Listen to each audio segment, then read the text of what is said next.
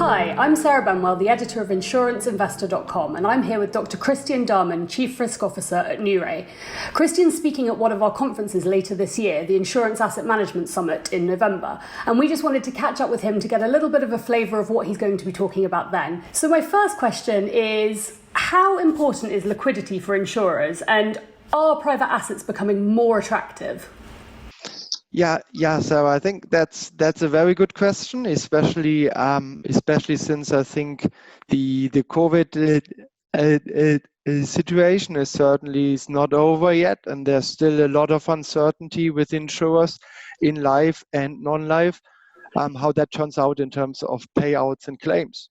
So I think it will be key, especially now, to balance the liquidity situation and to keep a good balance between the portion of assets that are kept as liquid and the portions of assets that are kept in illiquid assets in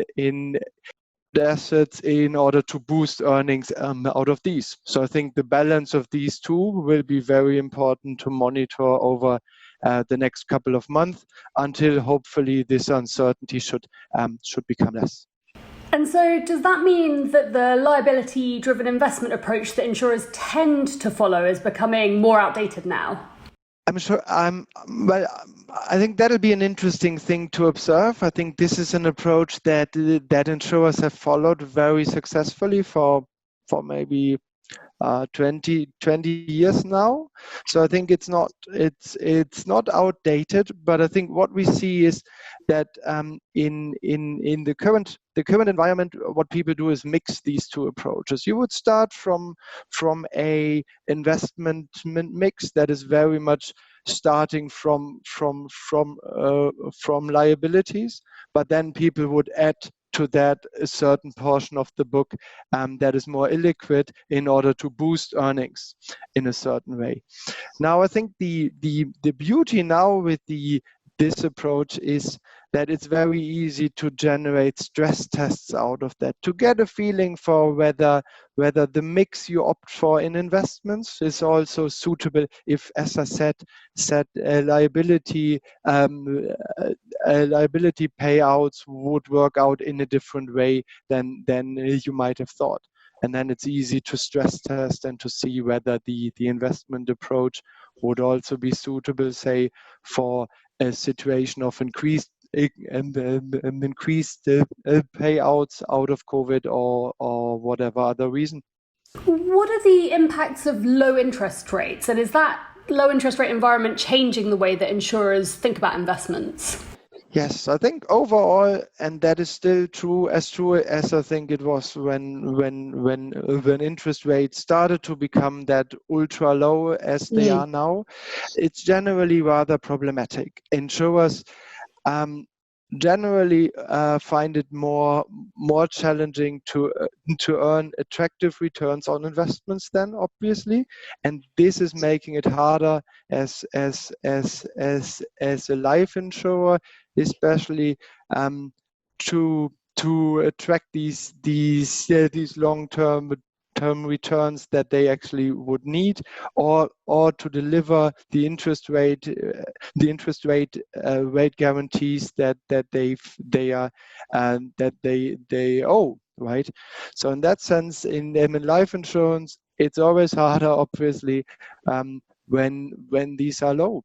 But also in non-life, it gets trickier because the book is short-term in general, more short-term. But then again, you lack the possibilities to cross